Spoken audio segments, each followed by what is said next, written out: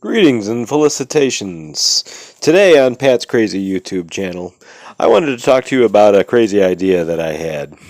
Kind of similar to the three wishes theory, you know, the one where you rub a lamp and a genie comes out and gives you three wishes.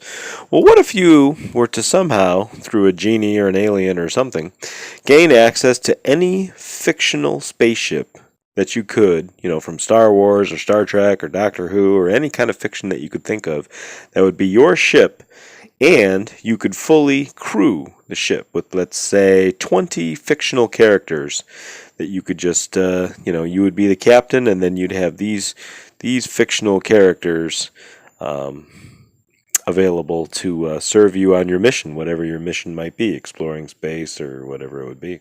So I'm going to go through those crazy ideas and let you know what I think would be a cool ship to have and a cool crew to have on my cool ship. Here we go. First off, we'll need a starship.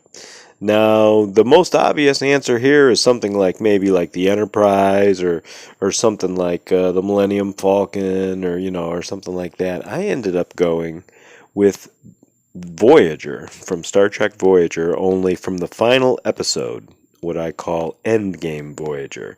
This is the Voyager that was modified with the transphasic torpedoes that could destroy Borg cubes, and also it was modified with the hull armor plating, which essentially made it invincible.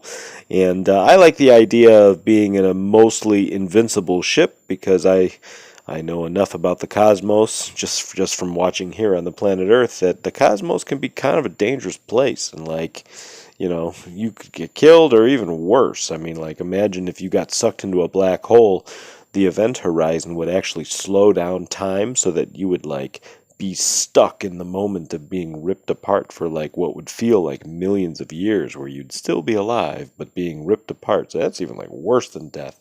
So I would definitely want a really strong ship that would be able to take care of me, and stuff like that. So that would be pretty cool. And Voyager is a big enough ship to where I wouldn't want a really small ship like the Millennium Falcon, because eventually out in space, I think you'd go stir crazy. I think you'd go nuts, and Voyager is big enough to where you wouldn't go nuts, but it's not so big that it's just endless hallways and corridors, right? Normally Voyager has about a 100-man crew, which would be perfect, I think, for me. And then also Voyager has the holodecks. So if you ever want to go take a walk in a forest and get some fresh air, no problem. You can just go into the holodeck and, replicate a forest and go take a walk and stuff. So that would be cool. So I think it would be a lot of fun to explore the cosmos in Voyager. Okay, so on Voyager, there's a whole bunch of different main positions that I would need to have filled, and of course, I'm not intelligent enough to operate a spaceship. I'll probably end up blowing the thing up accidentally or something, so I would need some people to help me with that. I figured that the people that I would need would be, a tactical officer, maybe an operations officer, a helm officer, a con officer, someone to command the crew and stuff. Definitely you'd need some engineers, and definitely you'd need some doctors in case someone got hurt. And then I think you might want a couple wild card kind of characters, some extras. So at the tactical position, I think you should have at least 3 people at each position, that way they can get some sleep and maybe take some time off and stuff to go get something to eat or whatever. So at the tactical position, I would have Luke Skywalker, I would have Constable Odo, and I would have Samus from Metroid. So I think that would be cool at the tactical position. At the operations position, operations being, various just, basic operations of the ship, and then maybe also answering incoming messages. If we ran into some aliens, might need to communicate with them or something. So I would actually take Hoshi Sato from Enterprise. She's just really good at, interpreting languages and stuff like that, and she can just pick up languages really quick. I'd also pick up Uhura, for the same reason. She can just pick up languages really quick, and as they say in the Star Trek reboot, she has a talented tongue. And I would also go with Counselor Troy. Now, I know that Counselor Troy, ordinarily, a lot of people think she's kind of a wasted character, but I actually really like her character, and the reason why is because she can sense emotion. Think about how handy it would be to have someone on your team that can instantly tell you he's lying. This guy's lying to you, or can tell you he's hiding something, or can tell you this guy pretends to be your friend, but actually he's trying to figure out a way to kill you. It'd be nice to have someone on your side that could help you read people, and then of course Hoshi and Uhura would be good to have, as translators. You can go anywhere and just bring one of them along, and boom, don't speak the language, no problemo. That would be pretty cool. Okay, in charge of the ship, of course, I would be the captain, and pretty much I would just sit in my chair and just kind of tell people what to do.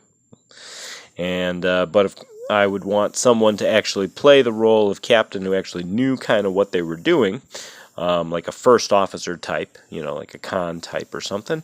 And so for that position, I have to go with Spock, of course. Spock saved Kirk from so many situations in Star Trek, in the Star Trek shows, and he can mind meld, and he's just got all kinds of abilities. He stays calm, and in the face of danger and stuff. And Spock would be a great guy to have on your team.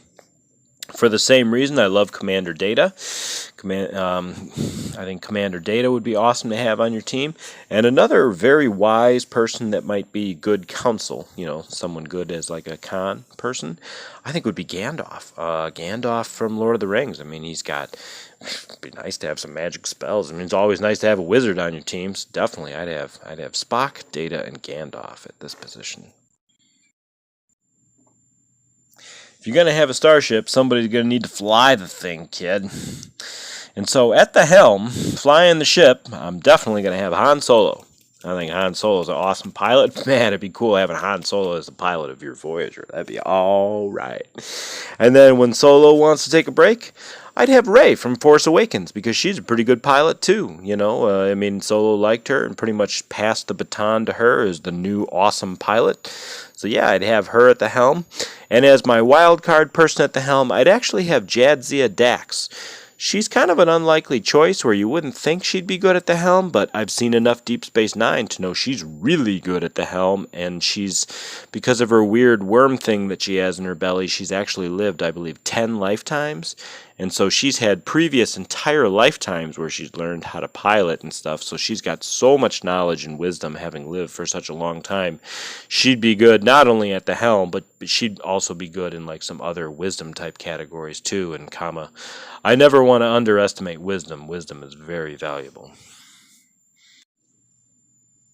And down in the engine room in engineering, I would have Scotty as my main engineer. He's the miracle worker.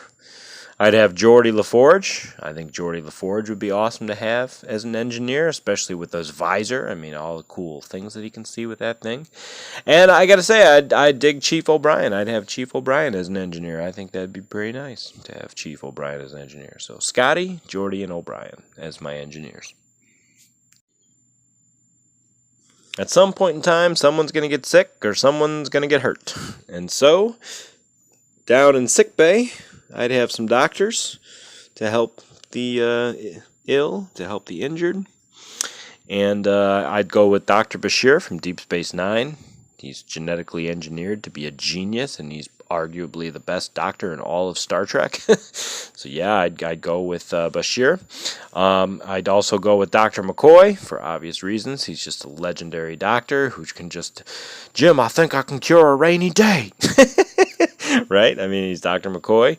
And you know who's an underrated doctor in Star Trek is Dr. Pulaski.